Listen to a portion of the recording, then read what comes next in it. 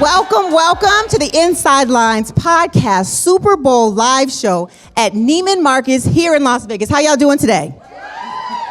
Y'all look amazing, and we are so excited for all of you. Thank you for joining us because we have a spectacular show planned, y'all. Just wait for it. Who's excited for the first Super Bowl ever in Las Vegas? You know, we usually come to Las Vegas for other things, but we're switching it up this year. But I think you mean Usher concert on Sunday, because that's what we Usher, are really Usher. here for, okay?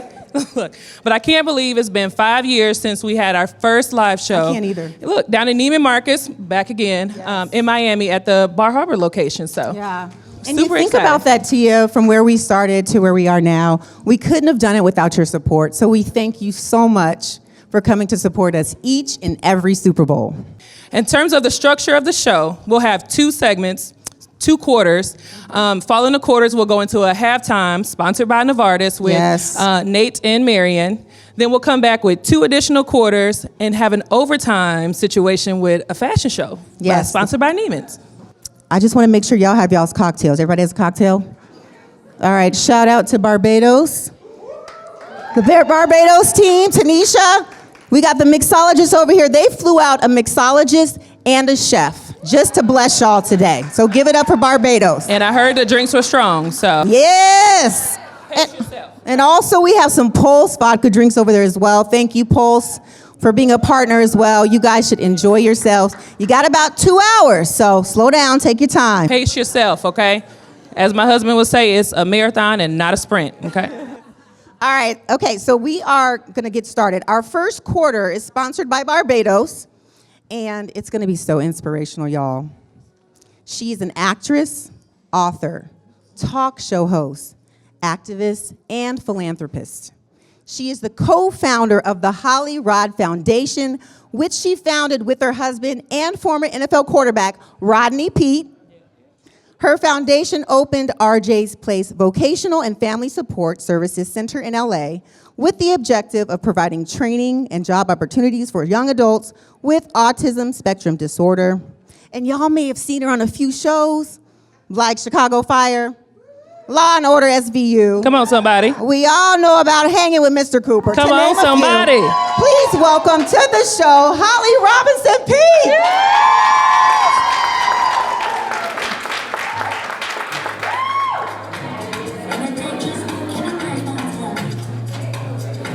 Hi, everybody. Where should I sit? Right here? How's everybody doing? Shout out to that food. Hey, yes. The ceviche? Wow. It is good, good, Yeah, good. delicious. I just want to say thank you for blessing us today. You know, I think about Holly and I think about all that she's accomplished. We have a lot to get into.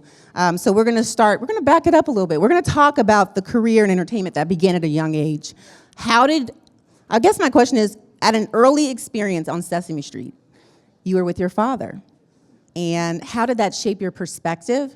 And at what point did you decide to bet on yourself?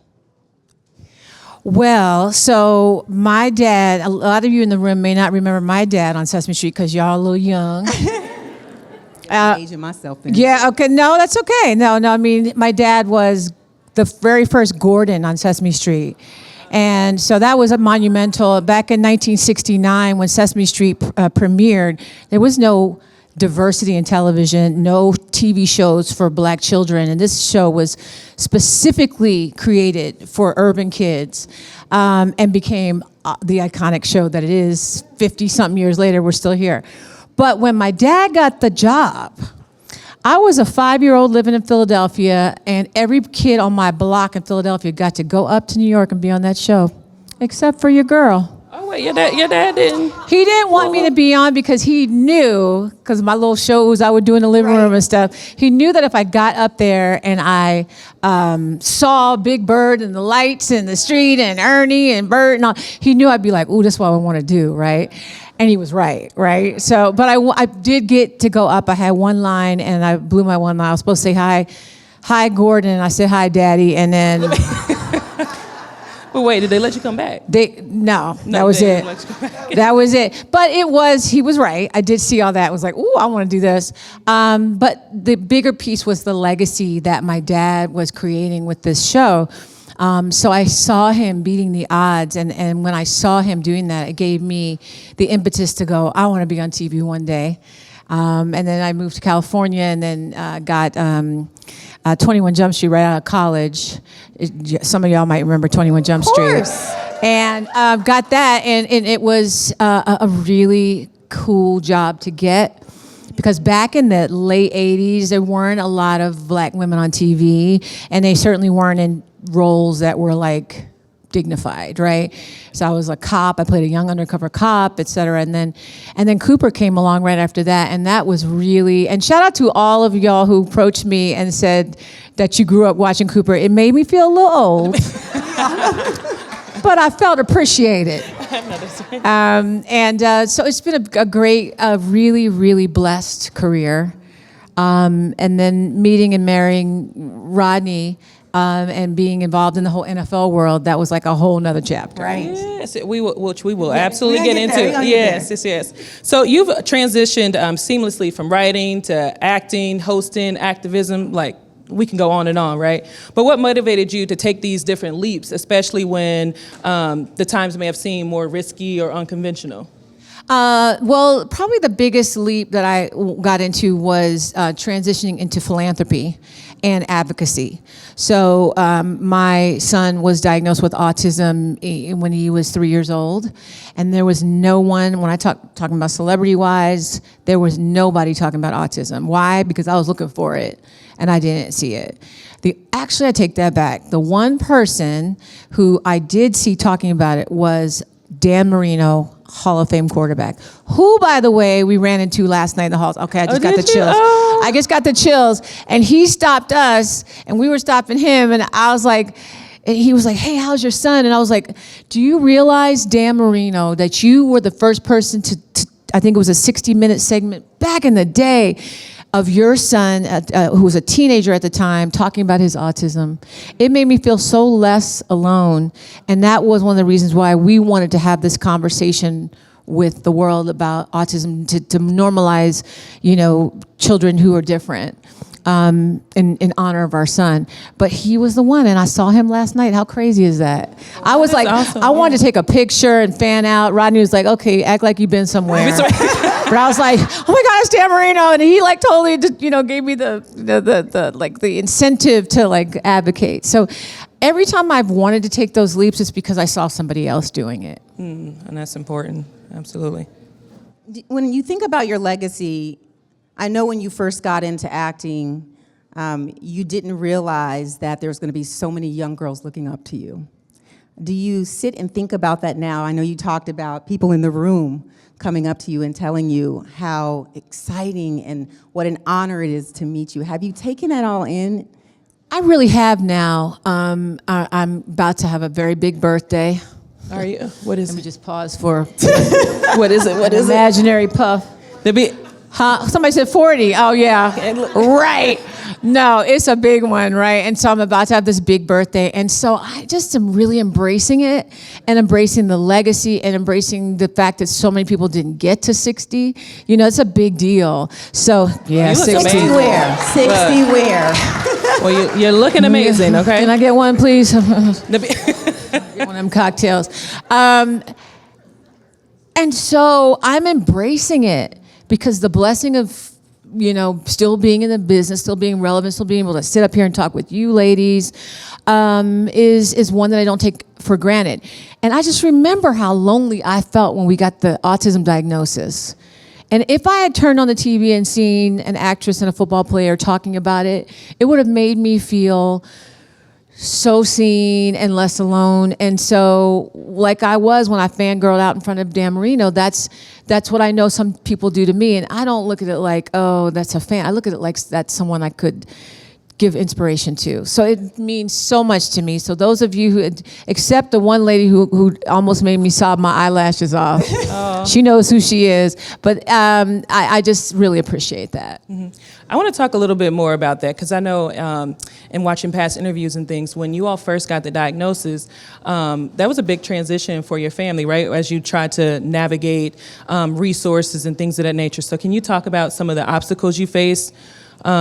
while you were, because they were twins, right? So you had one child with autism, one without. And I was a rookie mom, so I didn't know and anything. Your husband was playing. He was so playing, and I was shooting a show in LA, and we were just, we had these twins, and it was a lot. I can't believe I got through it. Like I really can't believe, I had a lot of support, but I still it was a very difficult time in my life. The hardest part about autism or special needs is when you have a kid on the spectrum is other people. People that don't understand, people that will make fun.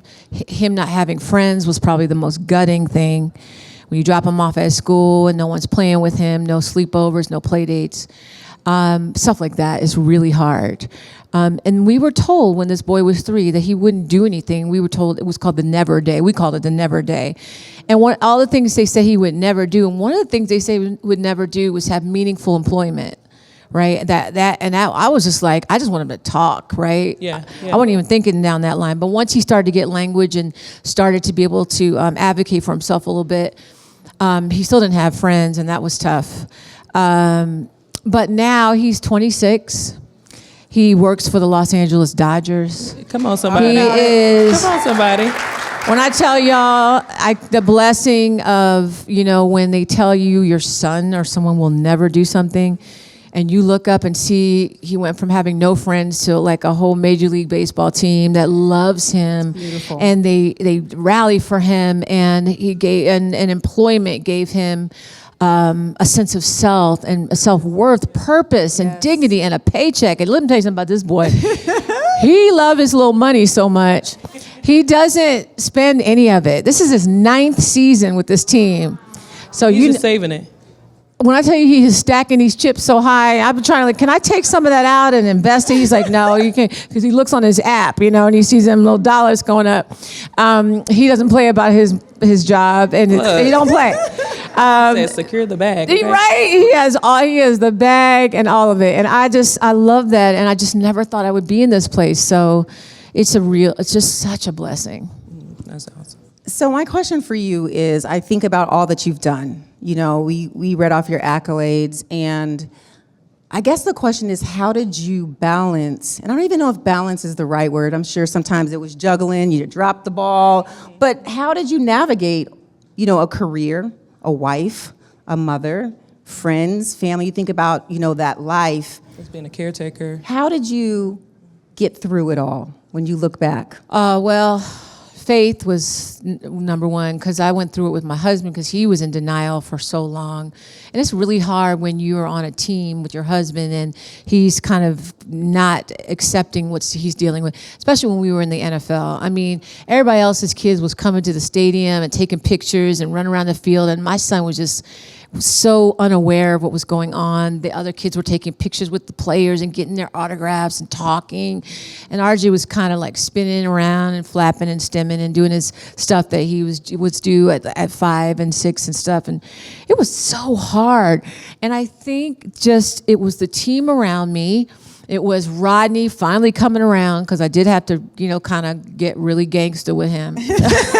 We all know, we get that. Because, I was like, I can't do this myself, right? We need a village. We need Team RJ. And what are we going to do without our quarterback? Yeah. I can't be the quarterback and the lineman and the wide receiver and I can't do it all. Yep. So you have to step it up. And thank God he did, because I know we're about to celebrate our 29th anniversary, right?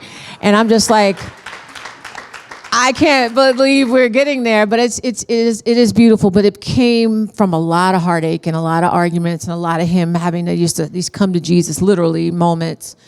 But when it comes to balance, I really don't believe that there is such a thing. Balls are going to drop. You're going to have days when you get everything checked off on your list, and there's days when you're not. And in those days, you got to say, you know what? I'm taking care of an elderly parent. I'm working. I'm putting out fires at home. I'm doing this. I'm doing everything. And you're not going to get it all the way right all the time. So we have to bet on ourselves by pouring into ourselves and forgiving ourselves. That's so important. That's a big one. We have to forgive ourselves for things that have happened in the past. We've all done some stuff we're not proud of, or but we still see it and we feel some kind of way about it. You got to move past that. So that's one of the ways that I try to bet on myself and get through the harder times. Well, tell us how you bet on your marriage, because a lot of us trying to make it to 29 years. So what would be, one or two little pieces of advice for that? We have a couple of little hacks that we do. One is called the 20-second hug. Okay, so this is what this is how this Cliff, works. you listening? You listening? 20 seconds. Make sure you listen. One, he said, making sure you two. listen. So the 20-second hug is when you are having a conflict, and we have our share. We all do, and one partner can call for a 20-second hug in the middle of that, and you have to drop whatever you're feeling and hug this person for 20 seconds. Now, second 1 through 13, you be just Be like, rough. Let's still be a little angry. it's a little rough. bit. It's rough. But there's something about pheromonally or hormonally when you're touching your hearts are near each other, that you kind of forget why you were mad in the first place. Okay. It don't always work, but it has worked for us. It's really something. It's like, we call for that 20-second hug, but right in the middle of you making a point, when you really just don't want to hug anybody. It's been really good for us. We've been doing this for a while. Not everybody likes the idea of therapy, but for us, I had to convince my husband that it was just a third person party. She's not going to go out and tell our business. It's just giving us tools to be able to be better support for each other. So we love that. We swear by that. We've been doing that since day one. And then thank you. I got a little cheers out there for the therapy. But I think it works. It's not for everybody, but I encourage everyone to at least have some trusted person or professional that you can talk to. If your husband won't go, at least you have that person that you can bounce off. I agree. Therapy is so important. And, you think about working out, we go and we exercise our bodies, but you need to exercise your mind and your heart and find your emotions. And a lot of times you don't even realize where to start. So having someone give you that a lot direction. of us weren't raised that way. It's so taboo. that's kind of like Keep breaking the house business in the house. Okay, Don't talk maybe about you it. could talk down. Maybe go to Yep. church and talk about it, Right. And Pray it away. Right, pray it away. But at the end of the day, you're in a business partnership, and you have, just like when you're at work, how you have meetings and you have retreats and things that nurture the business. It's the same thing with your husband or your wife. Yes. Okay, I got one last question. Because I got to go. Yeah, we do. I just want to tell y'all, we had to move Holly to the first quarter because she's about to go see Usher. So I told her, say less. I got a little date, y'all. When they called me and told me, before your question, because I have to share this because everyone will relate, when they called and said, hey, would you like to come to the dress rehearsal? Now I had to sign an NDA this thick. And they asked for a couple of my kids. I said, yeah, you could have them. You had them too. Okay. So I'm so excited, and that's the only reason why I can't stay longer, and I'm sure you guys understand, but this has been amazing. Yes. And this was my first event, and this has been the perfect kickoff. This is so cute what y'all have done. We used to do events here, Rodney and I, big fashion shows for years, and it's a lot. But this is a beautiful event, and I've loved meeting everybody. The food was jamming. The Creed was smelling good. Yes, shout out to Creed. The drinks were good. The ceviche. So go ahead. I'm sorry. No, you're good. Okay. So we are going to be talking a lot about betting on yourself, as we did in this segment, but I want to talk about betting on yourself and how you instill that mantra in your kids. So you mentioned RJ's Never Day. How did you change that for him, right? For him to continue to excel, hit these milestones, and be in places that nobody else thought he could be? I have to give RJ all the credit. This young man, if you walked in this room, his spirit, his energy, his purity of soul is it's unbelievable. He doesn't know his only issue, and it's a great thing, but it's also a problem, is he doesn't know how to lie. He cannot lie. No filter. He's incapable of lying. So I've been trying to teach him just a little bit how to lie. A little white lie. Just because in life, you just can't go out telling the truth everywhere. Right. And but he's just that kid, right? He's so beautiful, and he has such and you should see him at work. He's so excited, and he's at spring training now, and he's like an MC. He's hey, welcome to spring training. He just loves his life. It's such a blessing. Everything we've done for him is great. Everything we've done for him is great. But everything now he's doing for himself. He's doing for himself, and he's learned how, he's figured it out, and it's so beautiful. With my other kids, I have a son who lives in Japan now. He goes to Temple University in Tokyo, and this boy is amazing. He went from being a moody, broody teenager to coming home and bowing at us. And what is this? He's Which like, child is this? This is the middle boy who was like, wouldn't come out of his room. But I found out while he was in his room during 2020, we all had our 2020 moments. He was learning Japanese. Oh. He loved anime. He was obsessed with it. He would watch it in Japanese with subtitles, and he found a teacher online in Osaka and taught himself Japanese. Oh, wow. And then moved to Japan. So he's living there, and he got a little girlfriend. And, oh, okay. And then the youngest kid is about to go to USC, which was his dad's alma mater. So he got one Trojan in the family, so he's so excited. And then my daughter's kind of on her own journey with singing and songwriting. But I mean, the kids are doing well, and you're only as happy as your least happiest kid, right? Absolutely. Yes, that's so true. So it's a lot. But I feel blessed because I feel like they're all figuring it out in their own time. Okay, I know you got to go, but yeah. One last question. What is next for Holly Robinson Peete? So Rodney and I are hosting a show called Queen's Court for the second season. We did one season on Peacock. It's a dating show where women of celebrity women who are in their 40s have done some things in life that they wish they had in life and in love.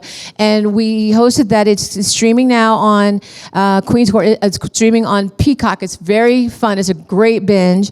And we completed a second season over the summer, which will be airing in the summer in July, and we're doing a couple of shows that we're putting together that are in development right now. But we're working. HollyRod is the biggest thing for me, like the giving back and supporting these families, also supporting young people who are trying to find jobs. As I told you, everything the Dodgers has done for RJ, we want that for everyone, for all kids who are out there. So yeah, busy. Gotta go see my boyfriend right now. Okay, look, Holly, thank you so much. Holly Robinson Peete. Thank you so much. All right, so this second quarter is sponsored by Ladies Playbook. There are two amazing women coming up, and they're betting on themselves. The first lady is the host of the Raiders, Talk of the Nation, and in-game host for the Las Vegas Raiders. In addition, she's a boxing reporter for The Zone, Most Valuable Promotions, various MMA organizations, and she has served as a sideline reporter for the NBA G League, the Pro Bowl, Access Hollywood, E! News, and more. Please give it up for Sibley Scoles. Come on! And she is a fashionista, to say the least. Come through. She's coming in hot, too, because she has to go to NFL honors soon. She's going to be on the red carpet, so. Sibley, finally! Thank you. Look at these outfits. Yes. Where should I sit? Okay. Oh, Lord. Okay. Look amazing. All right, our next panelist is coming to us with 2 decades of leadership experience in sports, gaming, legal, and corporate sectors, and telecommunication companies. Former chairman of the Nevada Gaming Control Board as chief regulator of Nevada's dominant billion-dollar gaming industry. And Ebony 2022 Power 100 list, the most influential women in business and politics, named president of the Las Vegas Raiders by owner Mark Davis. Please welcome Sandra Douglas Morgan. And she's a part of the Wolf Pack. You know how to throw that out there. Yes. Thank you, beautiful ladies, for joining us. Did y'all coordinate? Yeah, both were like, we on this We- radar. I mean, Silver we and do black, this, you yeah, know, silver and black, That's us. That's us. What it is. Thank you for having us. Thank you for coming on. There's so much to talk about here. I just want to start with our theme of betting on yourselves. I think about you, Sibley, and your impressive journey to where you started and where you've come. When you think about that, how did you learn to bet on yourself in a competitive industry? Because it's not easy. I'll be honest, and I will do this in the quickest way possible. I don't know if you know my story either. We work together. I'm like so happy to work next to you and alongside of you, to be able to have the first interview that I did for Raiders Talk of the Nation with you when you were given the position as president, not given, but earned the position and worked for that position to be there. I've learned so much from you, but I'll start off with this. I always say it. I'm a kid from the Bay. Mm-hmm. I did not go to college for this. I didn't go to school for broadcast journalism. I had really no idea what I was doing in television, but I was an MC first. I did music. That was my passion. And people performing for human beings was the thing I loved. And I had opportunities to show myself and be who I was in front of the camera, and I took it. I ran with it, and I still do that to this day. I can't give you a precise answer to like, how did you get here, or what did you do? But I just know that I'm a hustler, being from the Bay, and I never gave up on my dreams. I still don't. Every single day I have a new dream, and I continue to just push forward and make it happen. But it's definitely a difficult industry to navigate, especially by yourself as a woman and just as a human being. But it's been the best experience that I've ever had in my entire life. So it's been good. I don't know if that answered the question, but I hope it did. It did. Yeah. Okay, Sandra, after accepting the role as president of the Raiders, you have one of one, right? Did you have people when you came into the organization that didn't necessarily support you in the way that you should have been supported, right? And like, how did you respond and build a culture that did support women and women of color in such powerful positions? I tried not to focus on that. I won't say anyone explicitly said, I don't support you and don't want you to be here. But we all have intuition. You can all feel and sense certain things, kind of why her. I'll never forget, Mark and I were talking about, my start date, the press conference, and he said, I don't want you to talk to anyone, and I don't want it to leak. And I said, it's gonna leak. It didn't though. And he said, I want you to meet the employees first. So I remember I walked into the team room, and there was some time where there was an interim, and I heard a gasp, like, but it wasn't necessarily a bad gasp, it was a good gasp, right? And then when he announced me, I could tell they were like, okay, who is she? What does she do? But I will say this, no one explicitly ever said, we don't want you in this role. I have had people in every place that I've ever worked have heard that, why her?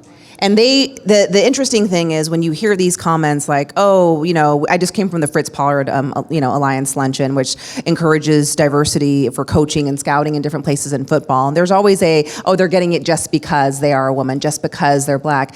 We had to work twice, if not 3 times, 4 times as hard to even get the position. So, it's really important, I think, to believe in yourself and realize if you do have any critics or skeptics for whatever reasons. I think criticism is okay. We should be open to feedback. But skepticism before they even have a chance to meet you, that's their problem, not yours.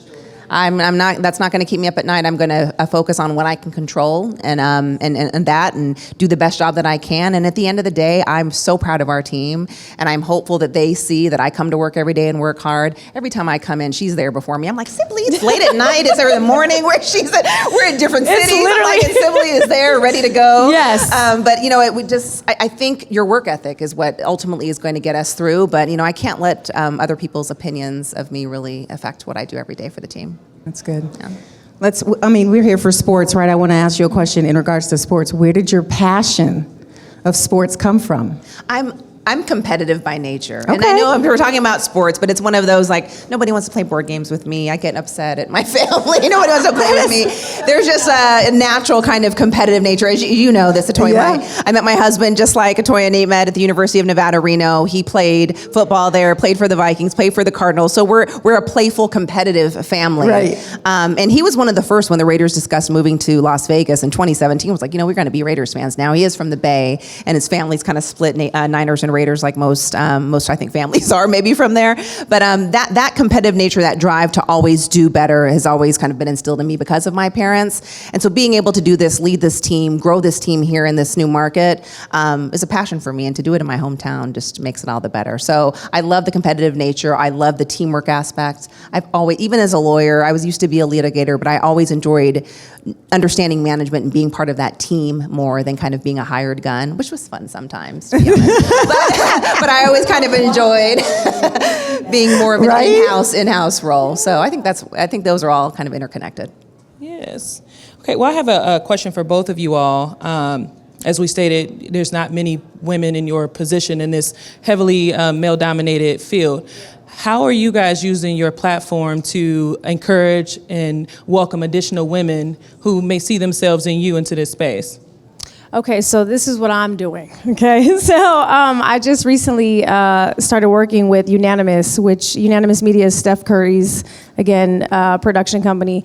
So I will be starting to work with them in the space of working with the Oakland School District, reading back to the kids and talking to them. But what I do specifically, and if there's anybody out there that would like to do this with me, please DM me, please send a message. Again, I don't have like this golden book. I don't have the answers to everything, but I can tell you what I've done, what my path has been. And so anyone that reaches out that wants to learn more and understand what it is to be in front of crowds, to understand whether it's red carpets, which we're headed to both after this, NFL honors, which is why my heart's racing, because I was like, oh my God, am I gonna make it? Go get her in and out, y'all, in and out. We're gonna make it, but if there's ever any questions, I definitely want to help people understand, because I had to ask a lot of questions. Again, like I said, I didn't do it the normal way. I didn't go to college for this. I didn't go to college at all, by the way. I did junior college for like a year, and then I left because I said, I gotta go to LA. But I learned it on the fly, and so if there's any woman out there who has aspirations to just change what they're doing or learn different aspects, I am so open to any DMs or messages, and I would love to sit with you. I would love to talk with you. I'd Zoom. I do that a lot with people, and that's like my way of saying, hey, like, let's figure this out together, because I can't do this forever. Look, I'm not going to gatekeep. I want people. Yeah, I'm like, I need to take a break. I want to go behind the scenes too. And I started my production company about almost 2 years ago. And so for me to be able to go behind the scenes as well makes me feel so much more empowered, as opposed to just being in front of it all the time. So if there's ever anyone out there, I would love to sit with any woman who, not just in the sports field, but entertainment and just life in general. Like, I would love to talk to you. So I'm open, okay? I'm open, I'm available. Let's do it. Yeah, I think it's just important when you're in these positions, when you're the first of something. I always say that being the first is not success. It's, if you're not the last, that's when you know you've succeeded, right? What's the point of doing that if others don't have an opportunity, at least making that opportunity easier for them to kind of follow. So I'm just really proud of, our Raiders organization. I think the tone is really set at the top. Davis has given me the flexibility to do that. And so when we're talking to our teams about promotions, about hiring, it's coming at it not from an inclusive lens. It is inclusive, but who's the best person for the job, and not looking at, race, gender, and things like that, actually embracing that, because we want to know that our team reflects our fan base, which we know is very incredibly diverse, which makes, the Raiders all the more special. Yeah. But also being open to mentorship, understanding the importance of sponsorship, and bringing people along the way. I feel like it's really important just to encourage younger women to just have confidence in themselves. I've often said this, like, women will look at a job description. I'm not saying all women, some, and there may be 10 requirements, and they feel like they have to meet every single one in order to apply for that position or apply for that promotion. Men may see 10 requirements and think they have one, and like, hey, let's go. That's my job. I'm sold. But having the faith in yourself that you can learn and grow, and you'll be able to tackle those issues if you don't have it, or that skill set, and being open and vulnerable to share with someone, you know what, Sibley, and this is the truth. Like, when she first interviewed me, I didn't know what I was doing, right? This is like my first or second week. Yeah, I had no yeah. idea. And just saying, okay, what is this? What is the show? What are you looking for? Who does this go to? Being open enough to ask those questions. Those are things that I think they're going to help us all succeed. And I so was in giving those intimidated, by the tools- way. I was intimidated. Were I said, this is the president. Yes, I don't know the what to president of the say. Raiders. But it was cool because I understood talking to her too. So I come, like, my mother is Black, Filipino, Spanish. My dad's white, Native American. So it's like, we have so many things going on. And then when I knew what your background was and understanding what it is in this business, and like I said, that's why I corrected myself earlier. You're never given something, you earn it and you work for it and you get there in a certain pathway, which you have absolutely done. And every time I've sat with her, I've learned something. We share makeup artists at some points too. Like Heather loves you. She's like obsessed with her. And every single time we go to a game, I make sure I go early to meet the fans because I am a fan first. And she's out there. Sandra is literally out there with the fans. She got her Raider gear on. And so many people come up to me and say how happy they are that you are in that position because it's not just a job. It means something. We have to continue to push forward in those moments too. I know you just mentioned the sponsorship and mentoring. Can you talk about the difference between the two? Sure. I mean, I feel like both of them are relationships, and that is something that, especially now in this role, there's certain amount of minutes and hours in the day. I do have a spouse and children I have to kind of spend time with, but mentorship has to be it's a two-way street, right? And I always feel like I learn from my mentees as well. I mean, there's things that are going on now that the 20-somethings are doing that I'm still learning about every day. Sponsors are people that are going to say, I'm going to vouch for Sibley. I'm going to tell you every time I go to work, she's there. She's working 14, 16, 18 hours a day. She's prepared. She knows who she's interviewing. She knows their background. She's asking the questions. She's engaging the fans and not just saying, oh yeah, I know Sibley. She's been at the Raiders for a little bit. Yeah. Right? Yeah. Big difference in that. Yeah. Just being intentional about supporting each other and uplifting each other and giving people those other opportunities and connecting one another. I think that's a different, for sponsorship, you really need to say, I am pulling you along. Mentorship, it should be a kind of a longer term relationship. It could be of just checking in every now and then, seeing where people's journeys are. But when I see sponsorship, it's like I am taking you under my wing and we're gonna kind of fly off together. So I have a question for the both of you as well. When I think about all that you've done, and even reading off all of your accolades, which are amazing, the question that people don't ask a lot is, what's a hard part? Where was a hard part in your life where you struggled, and how in that struggle did it help you to become better? Do you want to start first? Yeah, this is, we always talk about the highlights, right, and not the negatives. And this was an interesting moment, and it was emotional. I remember I was working at the city of North Las Vegas. It's a city it's north of Las Vegas. And it was during the recession, and it was, it's the only majority city in the state of Nevada.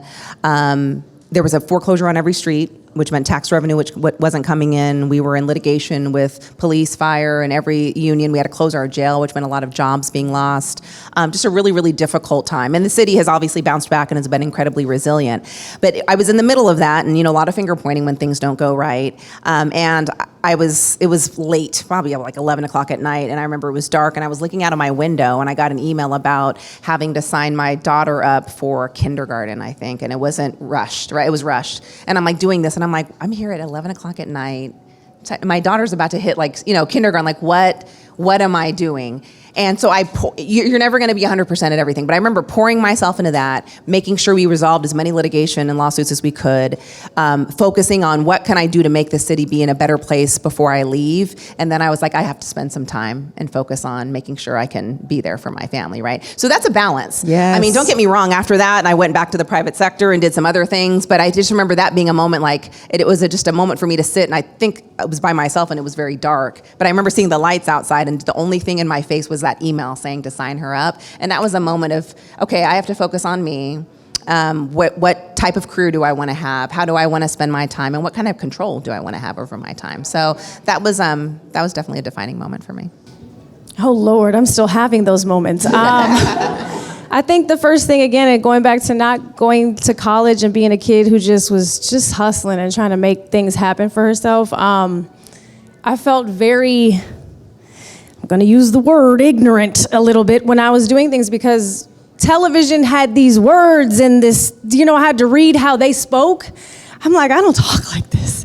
what do I do? So I felt very much imposter syndrome for a long time because I'm like, maybe I'm not supposed to be here. Maybe this is not where I'm supposed to be. But then I kind of just started to breathe and said, no, there's a reason why you're in these positions. There's a reason why you get hired. There's a reason why you're here. So own it, be yourself. Like I said, when I see Sandra, she's probably like, Sibley's crazy. Because I just go up and like, yes, girl, the outfit, the things. And everyone's like, why do you talk to her like that? I was like, I'm just being myself. Because she's like so easy to talk to. And we had that conversation too when you were asking me, like, let's do this. I think there's a lot of hardship, you know, in any field that you're taking a part of. You know, I've been in the service industry. I've worked at accounting firms, had no idea, probably messed up a lot of people's taxes. I apologize if you're watching this. Hopefully the statute of limitations yes, is lapsed. yeah, Don't come right? for anything. Yeah, real talk. It's too late. It was Don't blame more me. than 7 years ago. You should have looked at my credentials that I did not have. But I messed up a lot, is what I will say. But I still have a fight, and I think, again, I always forget questions that everyone asks me, but I think at the end of the day, yes, there's the imposter syndrome, there's the fact of like, I don't think I know what I'm doing, but they have me here for a reason. So I think I would say, and again, I was probably going off of what you asked me, just remember you're there because they wanted you there, and you're there because you earned that spot, and you're there because you are the most qualified for it, whether it's your personality, whether it's what you've learned and everything else. And I'm like, no one could tell me anything because I've covered everything. I've covered sports, it's been like crazy. And I was always told, stick to one thing. No. I said, nope.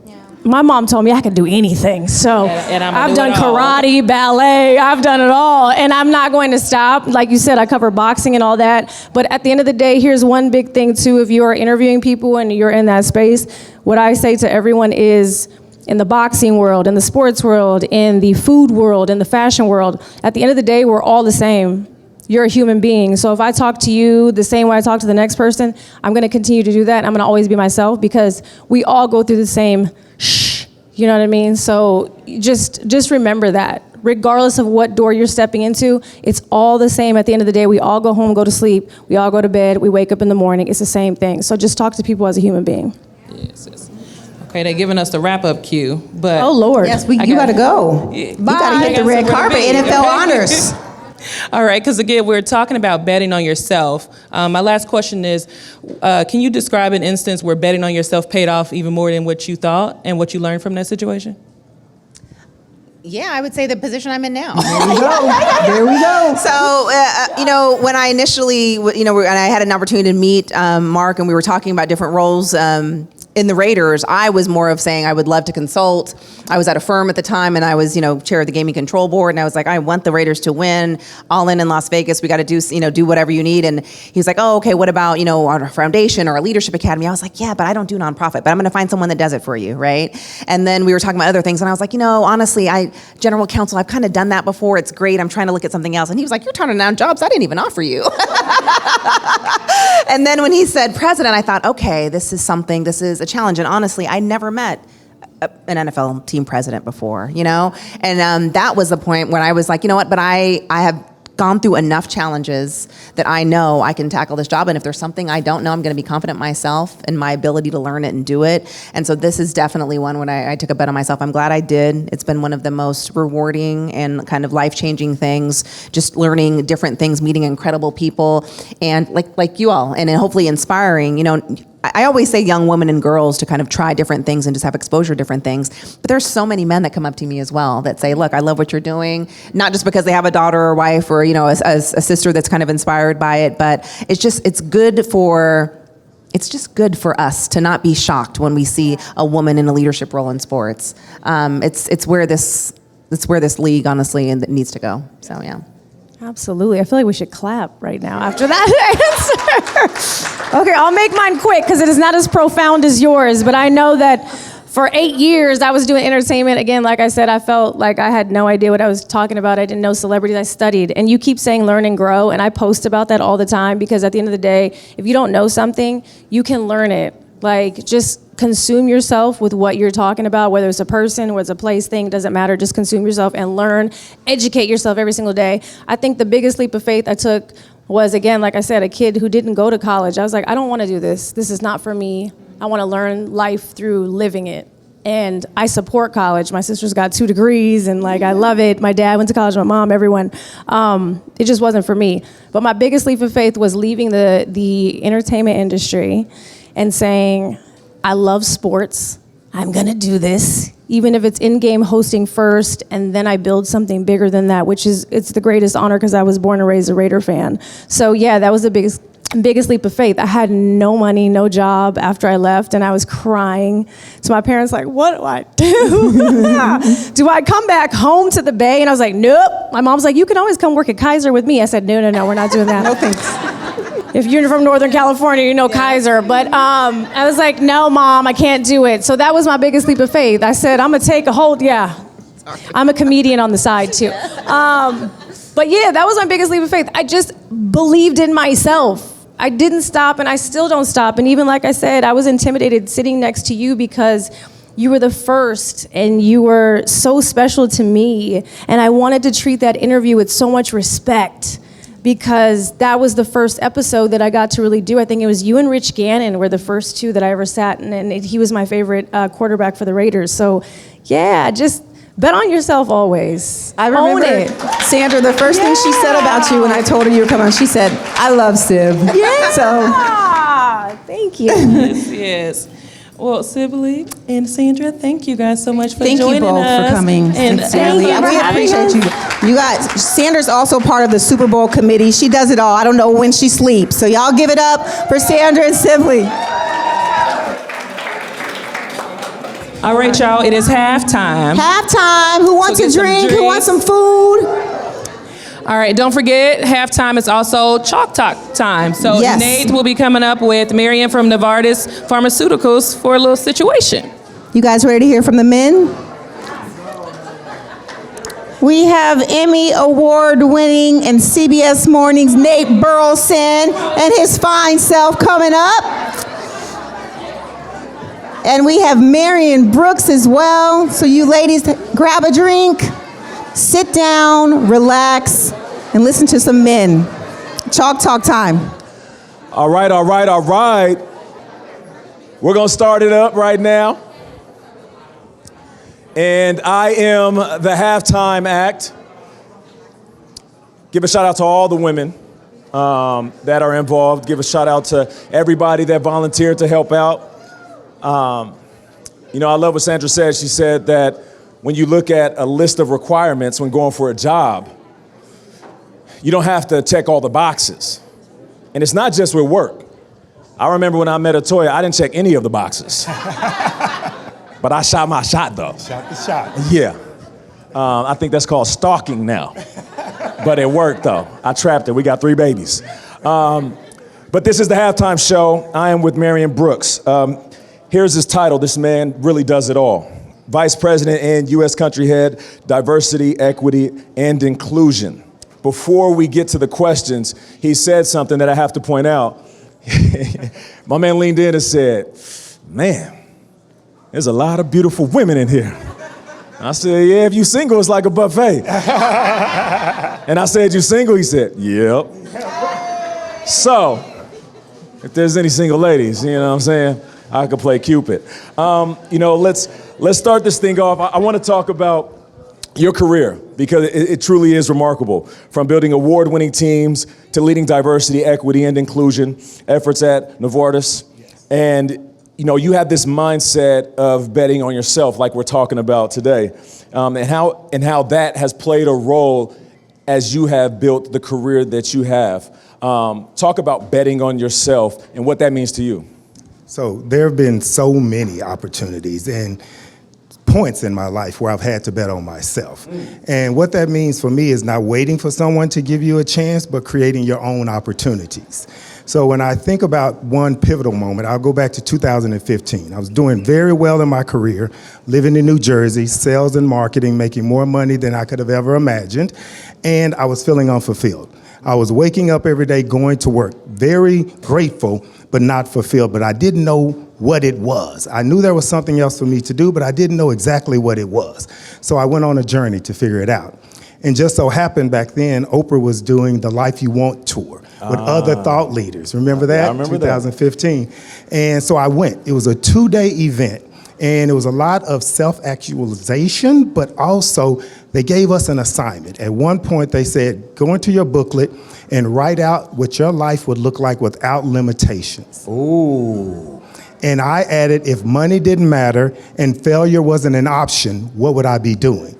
And I wrote that I would be an executive and life coach. I would spend my time full-time investing in others. I would be a best-selling author with 3 books, and I would live near the beach. Now, I had no idea how to do any of that. Right. And at the end of the 2 days, Oprah said to everyone in the audience, she said, now go do one thing that leads you towards that vision of yourself. And I Googled how to become an executive coach. And then I spent the next 2 years working full-time and getting my certification as an executive coach, which led me to coaching someone who I changed their career. And she said, you need to write a book because I didn't know what I didn't know and it was hurting me. So just by getting clear on a vision and then taking action, that's why I'm here today with you. And one step led to the other. And as you talk about becoming a best-selling author, oftentimes I feel like when someone is writing, they might start the process writing for someone else to read it. And then by the end of it, they realize it's therapeutic.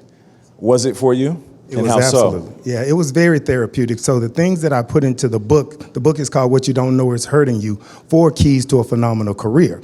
And so I shared a lot of the challenges and things that I've gone through because people see you at the top, and as they were saying previously, they don't understand what it took to get there. So I shared my personal experiences and made it relatable to everyone else. So it was very therapeutic to see how when I go and I speak and people say, I read this part of the book, I related to it, I applied it, and I won. That's where it's therapeutic for me. I want to talk about the Beacon of Hope Partnership. The Beacon of Hope Partnership is an inspiring initiative aimed at addressing biases and barriers in healthcare and education, which, as we know, if you aren't informed, it is quite shocking, the disparities there. Tell us about that partnership and why that is so important to you. So I'm really proud of the work we're doing at Novartis to close the health equity gap, as you said, as well as the education gap. So Beacon of Hope is a 10-year, $50 million partnership with 26 HBCUs and the 4 historically black medical schools. So what we're doing with the medical schools is we're building infrastructure there so they can do research and compete against a Harvard, Duke, and all of those other schools because they don't get the endowments that they do. So we're investing in full-time headcount at our schools so we can compete. But we're also enabling the next generation of leaders. So we're providing scholarships, $30,000 to our young people so they can graduate without debt versus someone trying to relieve their debt, right? And we're giving them mentorship. So you can't just give young people money. You have to make sure that you nurture them as well. So they have sponsors and mentors from Novartis. And then we're giving them access to internships. I'm the first person in my immediate family to graduate from college. Now 3 of my girls have graduated from college, and the young people in my family don't talk about if they will go to college. They talk about where they will go to college. So I know programs like this will change a life, it'll change a family, it'll change a community, and ultimately society. And so that's why I'm really proud of the work we're doing at Novartis. Working inside out from the home, and then you can impact your community. You know, I want to ask about athletes and mental health, but, you know, as a former athlete, I realized that was just a drop of sand in my lifespan. So let's open it up. It's not about athletes, it's about everybody. You know, whether you are catching touchdowns or you're a teacher in a school or you work in healthcare or you're a politician, whatever your job may be, white, black, old, young, mental health is important. Now, we know a lot of us are on health kicks, right? We take care of our bodies. We attach ourselves to the new diet fad. We put so much effort in how we look externally. But oftentimes, we don't put the same effort in internally. Some of us might not even have the tools.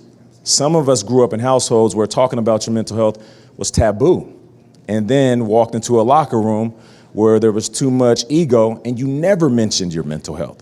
I think we are at a different space now where we're doing a better job of talking about it, but it is very important to you. What advice do you give to people who might be struggling with addressing their own mental health, and then what steps can they take to improve it? So I think it's the acknowledgement, number one, right? And I think we are in a different place in a different time. I know growing up in my house, you didn't talk about mental health. You just got it together and you had to get it done. That was it. That was the end of the discussion. So what I would say is, number one, to adopt Nelson Mandela's philosophy that I never lose, I either win or learn. We're all going to have obstacles in our lives, right? But the difference between exceptional lives and careers and average ones is the ability to identify opportunities in the obstacles versus just focusing on the obstacles. That's difficult, as you know. I know it's difficult, but you have to have that mindset and say, okay, so what can I learn from this and how can I apply it for me or help somebody else in the future? So now I'm betting on somebody else, which helps me bet on myself. So I say, first, just have that philosophy. I have that quote, and every time I do a presentation, it's the last quote that I leave people with. I never lose, I either win or I learn. So mindset is number one. Number two, I would say, surround yourself with success-minded people. There's a lot of research that shows that the 5 people you spend the most time with will have a significant impact on how far you go in life and how close you get to your dreams. So you have to evaluate your top 5. Are they leading you towards your dreams or are they distracting you from them? So you got to get clear about that. So I always tell people, go look at your top 5 and see if someone needs to be replaced. You don't have to replace them all, but you have to make sure you have success-minded people on your team. So I have Dr. Angela Anderson and Wanda Sims from my team here today. I surround myself with excellence so I can show up excellent. I love that. Now, last question, then we'll bring up the ladies. As we find ourselves already deep into 2024, at the top of the year, we all get excited, right? Everybody's changing for the better. And then day one hits, and then it slowly dissolves our motivation because life starts lifing. How can people create sustainability in their motivation moving into the rest of the year? I would say have a mindfulness practice. So you have to quiet the noise. So we are always going, I read this great book recently called Dopamine Detox. So we're always on, right? And it creates anxiety. So if you can quiet your mind and let the Lord speak to you and help to guide you, that's the way that you stay on track and get clear. Write out what your goal is. Don't just talk about it. Write it out and hold yourself accountable on a monthly basis at the minimum to say, how close am I and what do I need to do differently? That's the only way you're going to stay on track. Okay, last question. I'll let you go. How many hours a night do you wear that do-rag? Because them waves are dipping. No, I'm joking. Y'all give it up for Marion Brooks. So the third quarter is sponsored by Barbados. It is Barbados because you guys just had drinks, huh? And did you guys go over to Creed and get you some smelly goods? Yes? Thank you, Creed. How about Pulse? Anybody like vodka in here? Everybody have some vodka drinks? Come on, somebody. Thank you to Neiman Marcus for hosting us. Thank you to all of our sponsors and partners. We appreciate each and every one of you. It takes a village, y'all, to make this all come together. It has been months and months and months in the making. So, ready to get this thing started? Ready? Quarter 3, here we go. This lady here is an internationally acclaimed thought leader.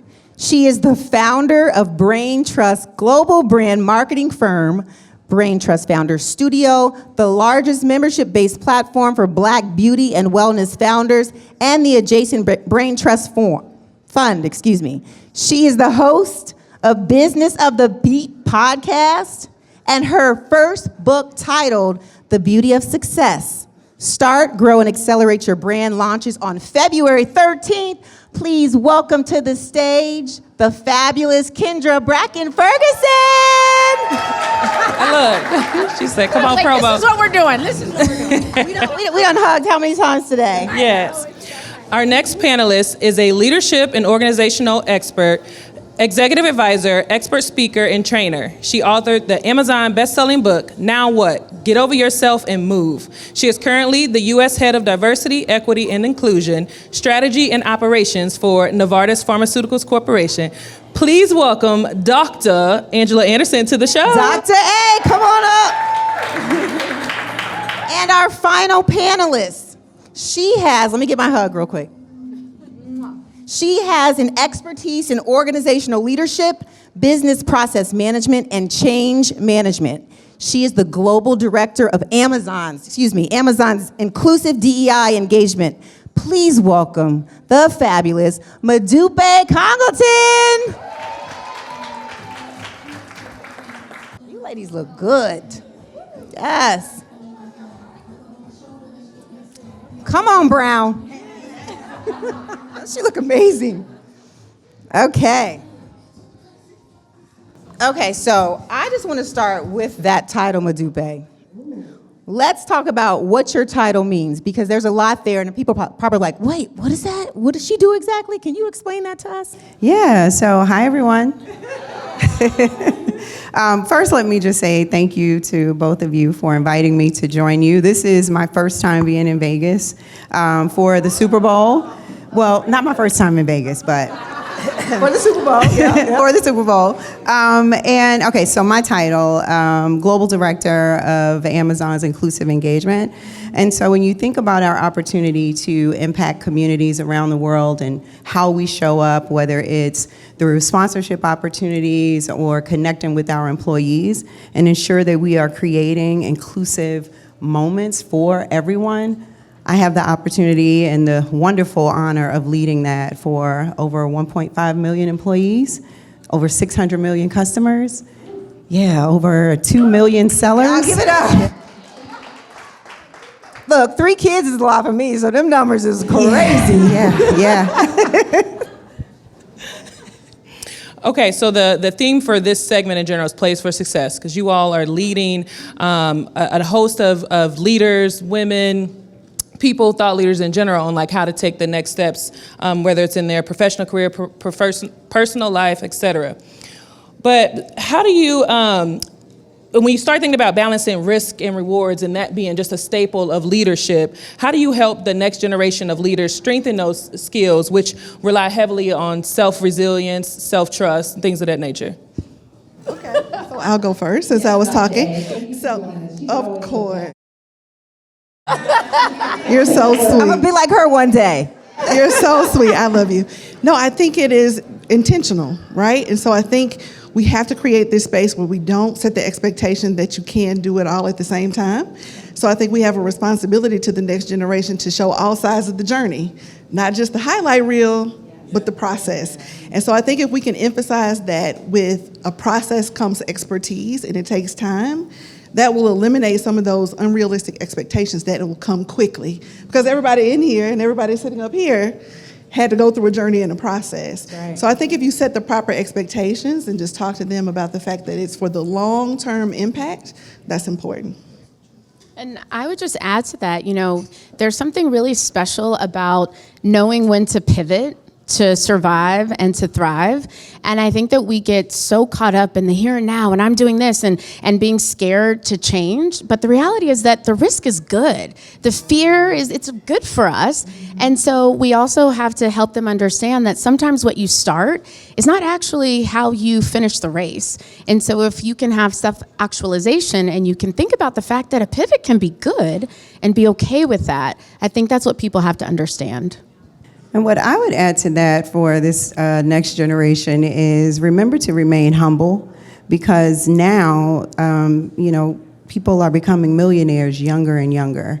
They are also the gig, right? Like they are part of this economy where they can Uber or they can do Instacart. And so, as you mentioned, that process of getting to a long-term success, sometimes they get that instant reward and they aren't as resilient as they should be. So if it's not something that they invested in, their time, their energy, but they became an overnight success and it fails all of a sudden, it really shakes them to their core, right? So I would say you have to help them understand you have to do the process, but you also have to remain humble.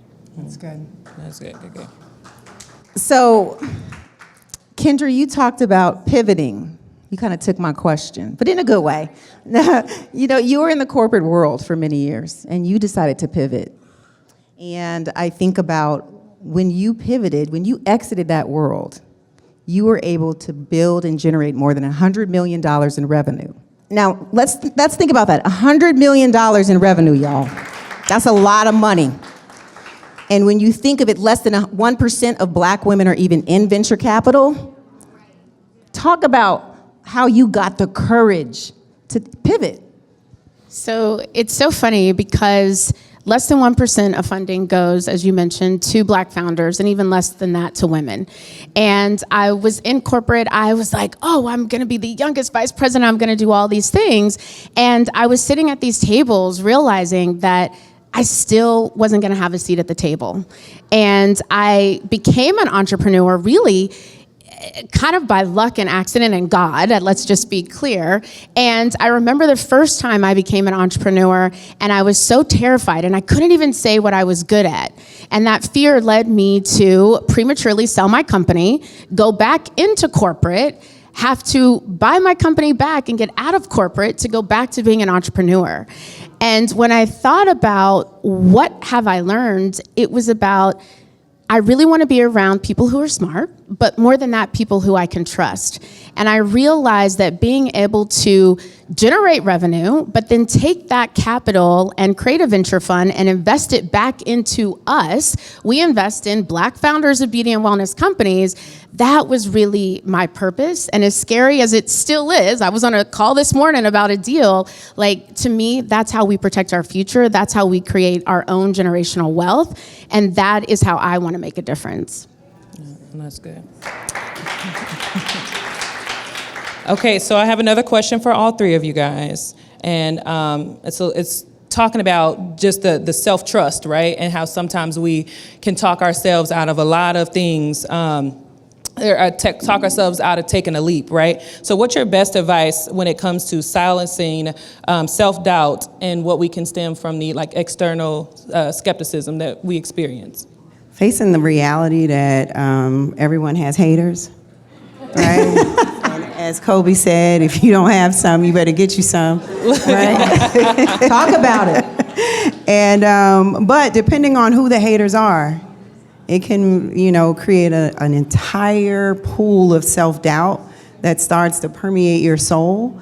And so I think that, whether it's having a community of sisters that you can pull on where you all inspire each other, keep each other motivated, continuing to pour into yourself, but more importantly, really know who you are and whose you are, right? Whose you are. Because as long as you are clear on that, you can deal with the doubt, this, skepticism or people not believing in you and understanding your dream. But you have to have something to default back to. And it's that, whether it's that affirmation or whatever you tell yourself that forces you to lean all the way into remembering who you are. Okay, so I'll take the next one. So my approach is a big difference because when people say the haters, I say, what haters? And they're like, the haters. I'm like, no, I don't see them. Because my goal is to operate so high that I can't see them. And so at a certain altitude, they can't survive anyway, right? I'm like, the high road is lonely, and they're not there, so I don't think about it. They're not there. You can't sit with me. They're not there. You can't reach me up here. No, yeah. I'm like, they can't breathe up here. The air is rare. Period.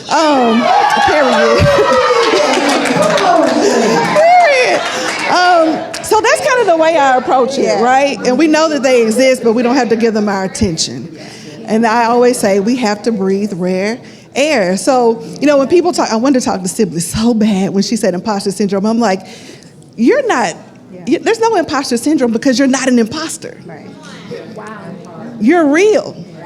You've worked hard to get to where you are, so what imposter syndrome? And so, again, like you were saying, Modupe, having that knowledge of self and like what you are rooted and grounded in and having a true sense of purpose, what haters? What haters? Okay. I'm just going to say, what haters? Follow what that, haters? Kendra, follow I'm that. co-signing. Okay, so I want to talk to Dr. A because as y'all can see, or as y'all can hear, she is the most positive and encouraging person you can ever speak to. The way her brain functions is just amazing. And we all know that she's the head of diversity, equity, and inclusion and operations at Novartis. But what y'all don't know is she wrote a book.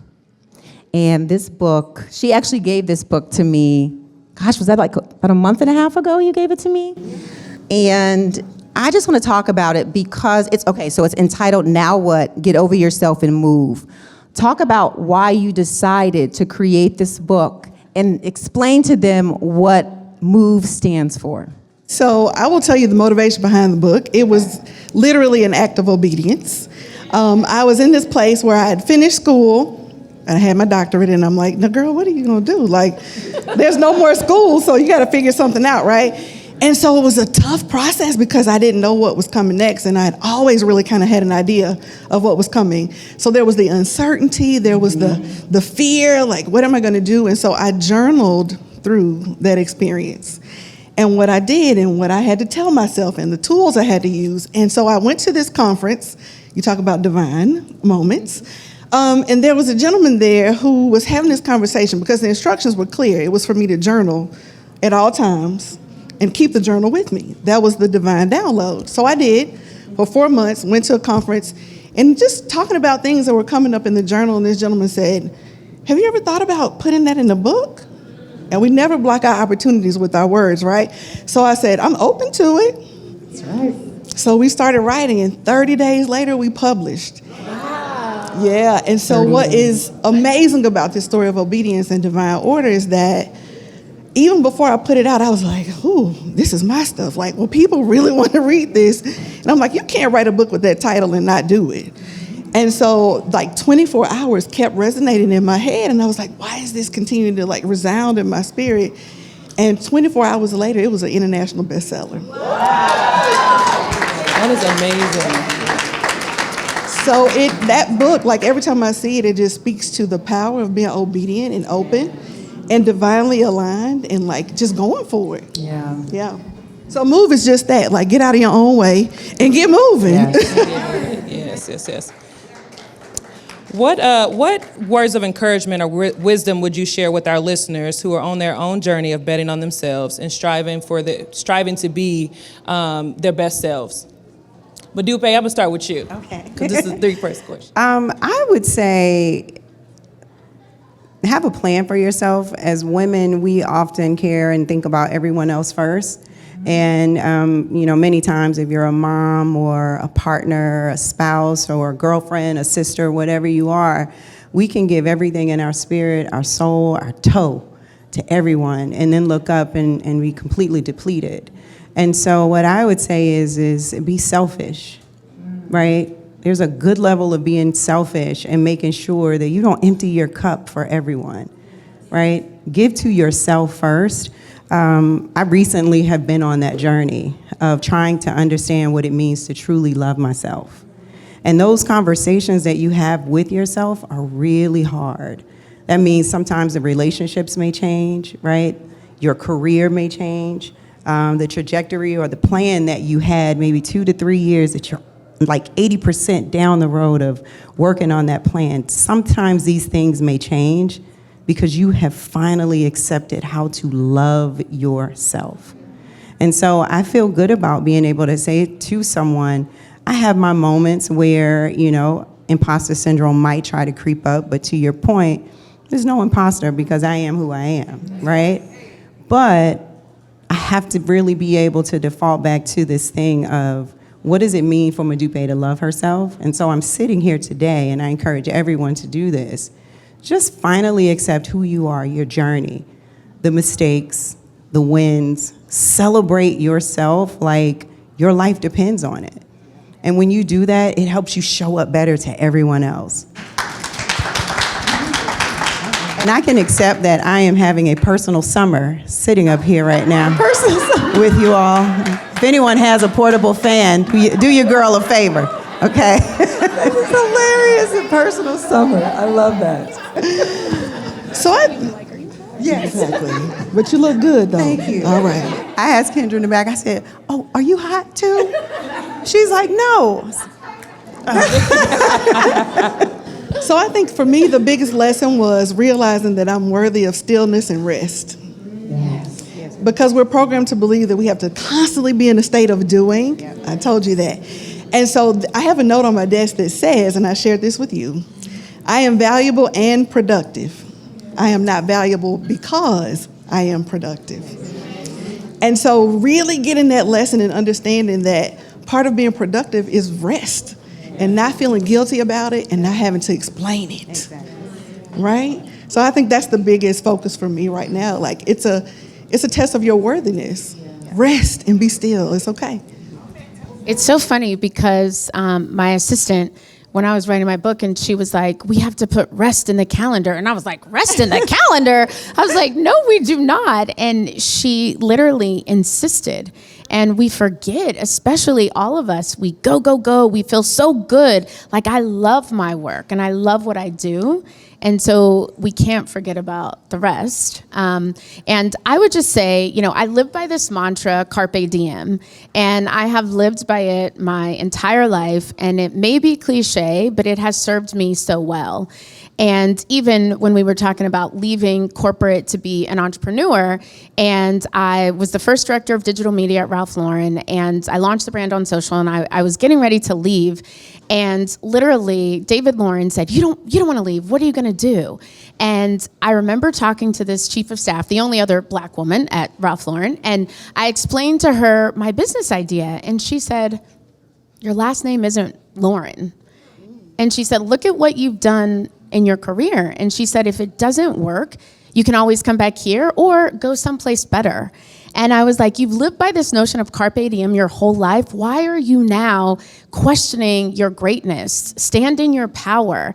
And it was the best decision. And I always say to people, carpe diem, like take the risk, take the step, because guess what? There's something on the other side that could be just as great as what you left behind or what you were scared not to reach out and grab. Speaking of that, as y'all can see, Kendra has her book, The Beauty of Success.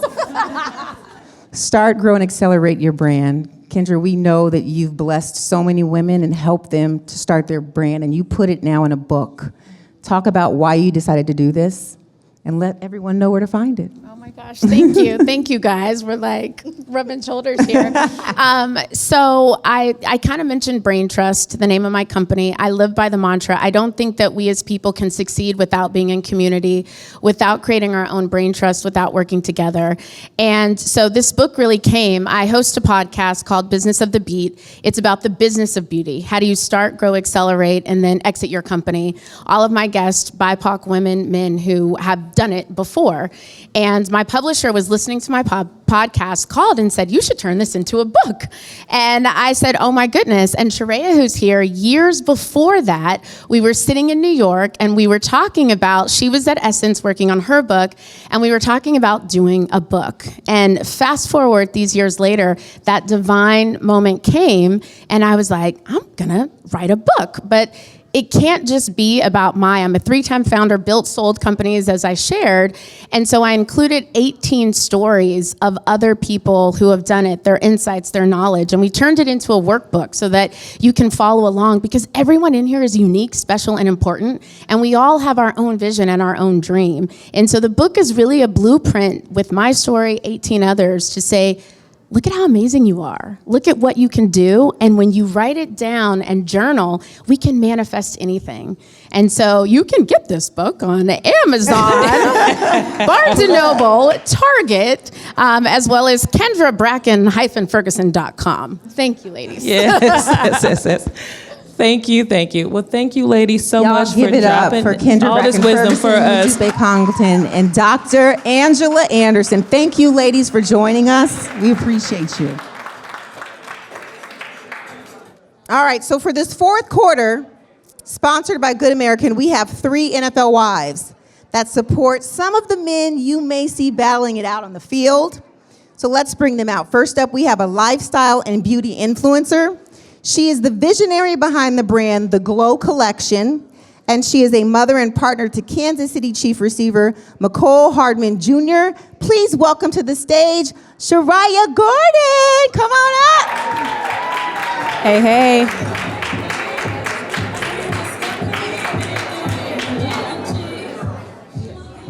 Our next panelist is a former Division I track and field athlete.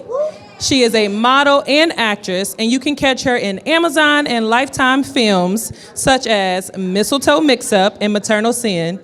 She is an ambassador for Ladies Playbook. She is a mom and is married to 49ers head strength and conditioning coach, Dustin Perry. Please welcome Adrienne Thomas to the show. Come on, Adrienne. Come on, legs. Gorgeous. Give it up for the track girls. Speaking of track, girl, we also have our final panelist. She's a former D1 track athlete. She was a top finalist in the Miss Dallas USA pageant and Miss District of Columbia USA pageant. She is a commercial print model for New York MMG, a graduate of SMU in Dallas. She's a popular influencer on Instagram and TikTok with over 6.6 million likes on TikTok. Come on. And she is also a Ladies Playbook ambassador and married to Dallas Cowboys tackle Neville Gallimore. Please welcome to the show, Chelsie Gallimore. That's a long title for you're so young to have all this going on. It's so amazing. I'm not that Thank young. you for, yeah, she young, y'all. Thank you, ladies, for joining us. Okay, so we're gonna try to get to know these ladies a little bit. So we'll play a quick game here. Okay, there's so many synergies between you ladies. So I've said a few of them. We know two of you are collegiate track athletes. Raise your hand if that was you. And tell us what your events were, and tell us a funny moment that happens, because we all have one. I got a couple. My main events were the 60, the 100 meter, and the 200 meter. I ran track at University of Missouri. A funny moment, I also dabbled in hurdles. And they say you're not a real hurdle until you fall. Fall a couple times. Facts. Till you fall. I remember I was doing a run out at a meet, like before you're just doing a practice, and I went flying into the next hurdle. Scraped all over me, but I still finished the race. I still ran. But that was embarrassing. I face planted for sure. My coach tried to get me to do hurdles. I said, no, sir. No, sir. That's not what I Good signed job. on. That was not my scholarship. So I did the 100, 200, 400, and the long jump.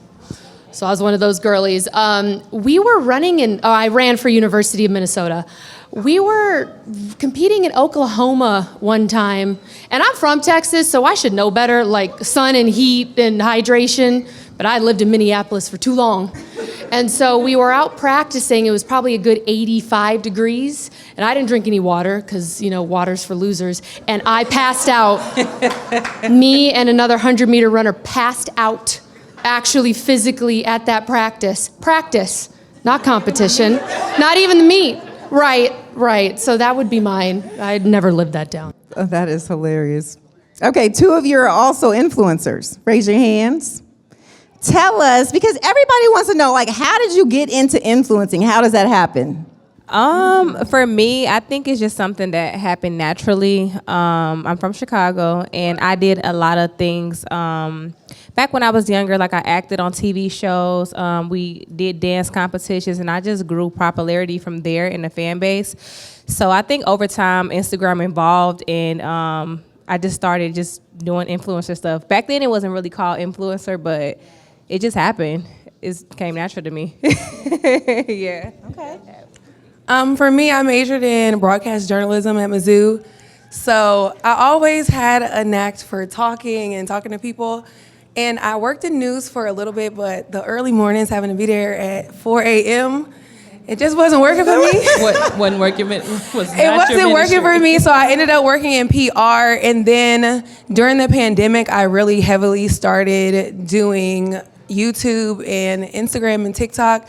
And then once I got married, I started doing game day stuff, and that's when it really took off. Everyone was interested. They wanted to know what you were wearing. If y'all haven't seen it, y'all have to check her out, because she does not play. She does not disappoint. That's for sure. Thank you. Well, on the same topic, I was in the TikTok streets, the Instagram streets, and there was a bit of rumbling about how Black and minority partners weren't being supported as their counterparts, right? Everybody has been, or lots of the women have been on social media sharing their lives, sharing their game day experience, et cetera. But we're hearing that Black and minority partners haven't been supported the same way by fans. Have you guys been experiencing any of that? If you look at my comments, I get chewed up every day. But to be honest, I don't take it too hard, to be honest. You have to have tough skin, and I also look at it like the guys get it, and it's just a part of the game, and I focus on the people who do support me, and that's where I really try to get my energy. But if you come a little too hard, I might say something back. You might clap back. I just seen a The couple of clap your back clap is backs. real. I definitely got to work on that. You be clapping back? Yeah. I'm really fortunate, but again, I'm not an influencer, so my acting agents want me to do more of that, but I can't. I'm a middle-aged millennial. I can't be. She's kind of a lightweight influencer. I'm like, follow you like me or Adrienne. you don't. So I'm really fortunate, but these ladies put themselves out there in such a different and unique way. So I have a lot of respect for that because my husband gets it. I'll get it because of my husband, but people don't really come for me, so please don't start now. Don't feel like you have to be the first. Adrienne is an amazing actress. She's also a mother and a wife. I mentioned this when I talked to Holly, which is the terrible word of balance, which is not realistic. But doing all of these different things, being a new mom, taking your daughter with you to work when you're on set. Talk about the challenges there. I've been fortunate. So my daughter, I negotiated in. She starred in her first movie with me. Technically, I was pregnant. So Smart mom. I am pregnant. She's in there, and then we did a pickup scene, and she's like 3 or 4 months old. I've been very fortunate with that, but I can only attribute that to my husband.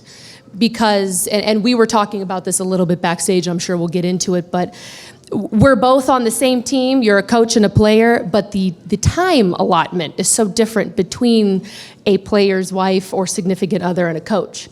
So I do a lot of it myself, but I'm very fortunate that my husband is so supportive. So he gives me that credit card. He's like, you gotta fly out. You gotta hire a nanny, go girl. I'm like, well, okay. Okay, but you said it. So it's tough. It is. It's probably the most demanding job I've ever had. Y'all can ask me about the flight with my 2-year-old yesterday later. That was fun. But it's also the most rewarding, and I really thank my husband for that. I can't imagine having a partner who's gone so much and wouldn't support that. Yeah. So I'm very fortunate. Chariah, you are also forging your own path outside of your husband. Can you talk about why that was important for you and how you were managing it all? I think for me, I guess, like they say, there's no such thing as balance, but I am grateful enough that I have a team around me to help me. I also have a full-time nanny. She lives with us. So That was a strong amen, wasn't it? And, without my team, I don't know what I would do because I'm currently pregnant as well. So I'm doing the 2 under 2 thing. So balancing it, I'm still trying to figure everything out because, I'm a new mom. Everything is new. And before, I could just get up and go with him to the games and stuff like that. And now it's like, okay, I still have to be a mom. And then outside of that, I did music, I act, I do all this other stuff. So it's like, okay, I have to find time for myself. But I think without my support system, it would be really hard. So I'm glad that I got help. And I'm just taking it day by day. Like, I'm not rushing anything. If I can't make something, I just can't do it. And I'll keep you posted when the other one comes here. I know, right? You're going to talk about the Glow Collection. I don't think people know. Share with them about the Glow Collection. Yes, so I own a company called the Glow Collection, and I have skincare products and I have clothes, but ultimately I want to venture off to having hair, lashes, and just making it a one-stop shop for women. I'm such a girl's girl, and I love for women to feel their best, look their best at all times, because we all know sometimes we can get insecure, we can get pimples, we can gain weight, lose weight. So I want the Glow Collection to be something that's a safe haven for women. And you come there and you're like, oh, I like this, I like that. Like, I want to have everything there so you won't feel like you're missing nothing. So I've been doing the Glow Collection for 2.5 years now, and I'm in the process of rebranding. And look out for it. So. You have one last question? Yes, a couple really quick. I want to talk about false narratives you want to clear up for women in the NFL, right? Because we've heard them all. Why don't y'all tell us, think of one false narrative that y'all have heard and y'all like, that is not true. I'll go first. Adrienne. Right. Like, I'm on a mission not to get canceled. That's my hashtag today. I'm like, okay, I can hear my husband in my head, like, tighten up. I would say the big thing is you guys see Instagram, you see social media, right? You see the hair, the nails, the outfits, the yachts, all that stuff, right? And that's great. That is a part of it. But what you don't see, and kind of what we were touching on earlier, is what goes into that. So again, I can only speak for me on the coaching side. Yes, I get to take these nice vacations and I have nice things, but my husband goes into work around 6 a.m. every day. Off season, he's home maybe around 6. In season, 7:30, 8. And I see him for hour and a half a day, and that's it. And then if it's a weekend we're playing an away game, he's gone Friday. So we have a child, and I don't have a nanny, and we don't have any family in California, so I'm doing that myself, on top of juggling a career, managing his life, making sure our daughter doesn't die, because that's fortuitous for both of us. And so I think the narrative that I want to show people, and I said I can only speak from my side as a mother, is that we earn those yacht trips, okay? Like, y'all think we're just out here it's 9:30 a.m. No, I've been up since 6, and my daughter has thrown up already, and I got to do all this, and I'm taking that yacht trip, okay? You need a break. And I only get one, so there you go. So I want to clear that up, because I know we all want to present the best sides of ourselves. Yeah. But those are the behind the scenes things that, we don't really talk about and we don't really share. So that's mine.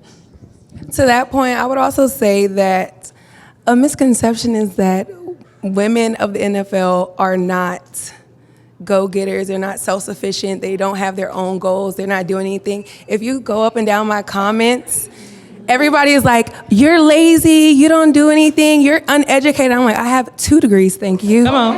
Count them. I ain't no dummy. So that's one thing. I think people just look at you and don't know anything beyond that. So I'm grateful that I'm able to use my platform to give a voice and shine light on the many aspects of being a wife in the NFL. And I have my own thing going outside of my husband. Of course, we're partners, but I'm still Chelsea. Yeah. Love that. I think mine just piggyback off of hers. They say, you're just with him for his money. It's like, that's so played out. I want them to just stop that. Like, no, I'm with this person because I love them. I'm with this person because we're growing a family. I'm with this person because we did a lot of stuff to get here. You know what I'm saying? Like, I think people just get on social media and just be like, like she said, see the glitz and glams, and they just think like, oh, that's why she with him. Like, no, I really put hard work into my relationship to get here. I'm not doing it just because it's cute. Like, Yes. This is my real life. So Real life. I want that to like stop, please. I know that's right. Well, ladies, good luck on Sunday, Chariah, Adrienne. But So we thank got you. the Chiefs up here. We got the 49ers up here. And we got the Cowboys up here. I was like, y'all are really trying to get me canceled, okay? Not a little bit. Come on. Thank you, ladies, for joining us. Thank you so ladies, much. for coming on. I'll give it up. I can't believe this is season 5. Season 5. Thank you all for joining us for our season 5 Inside Lines podcast live show here at Neiman Marcus. It's been such a pleasure. I really want to thank all of you for taking the time to come out. And I have a lot of thank yous to go through, so y'all hold on just a moment. I want to thank you, obviously, to all of the amazing panelists and guests that have come out, blessing us with all those gems. I hope you take one of those gems home and bet on yourself. I think that's so important for all of us. I want to thank you to Neiman Marcus for hosting us here. I want to give a huge thank you to Barbados for sponsoring the delicious food, Barbados style, as well as the curated Hut drinks. Tanisha, I appreciate you and your support, and thank you to the mixologist as well as the chef. We appreciate you so much. Make sure y'all save me one of those drinks for when I come off this stage. Yeah, don't close up yet. A huge thank you to Novartis, Marion Brooks for joining us, and Dr. Anderson. Thank you for sharing a bigger picture of what Novartis initiatives are, because a lot of us don't know. So we don't know until we listen and we learn. So we appreciate you coming out, and we can't wait to see what you all achieve there. I want to thank Ladies Playbook team, Aaron and Danielle, you are fantastic. To Alyssa McKenzie. Yes, Alyssa.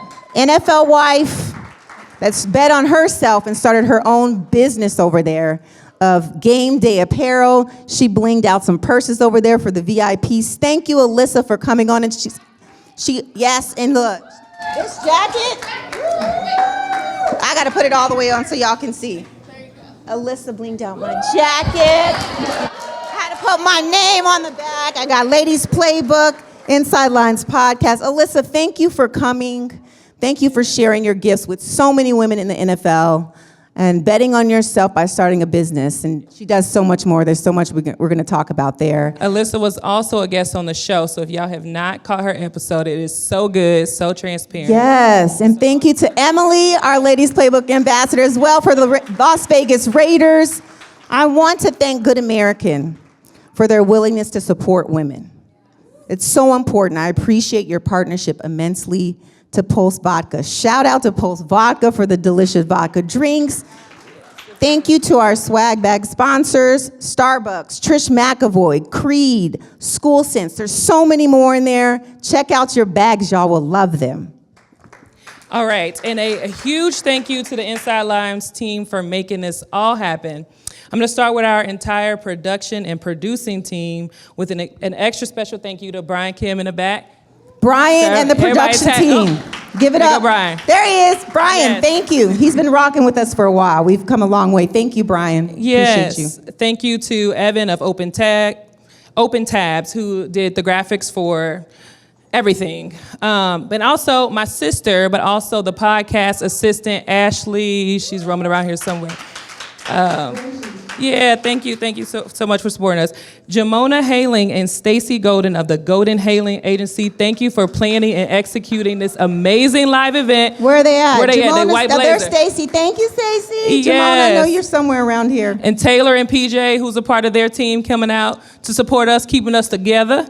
And last but not least, thank you to my husband for always supporting me and encouraging me to just keep on betting on myself. So I appreciate you. And thank you to my friends that surprised me in the 8th hour. I appreciate y'all. I love y'all. Thank you so much for supporting us, y'all. Thank you to Brittany Acosta for social media.